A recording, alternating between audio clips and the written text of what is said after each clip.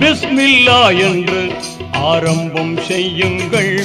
நம் பெருமான் ரசூலுல்லாவின் பாதை செல்லுங்கள். நம் பெருமான் ரசூலுல்லாவின் பாதை செல்லுங்கள். அருளாளனும் அல்லாதான், அன்பாளனும் அல்லாதான். அருளாளனும் அல்லாதான், அன்பாளனும் அல்லாதான்.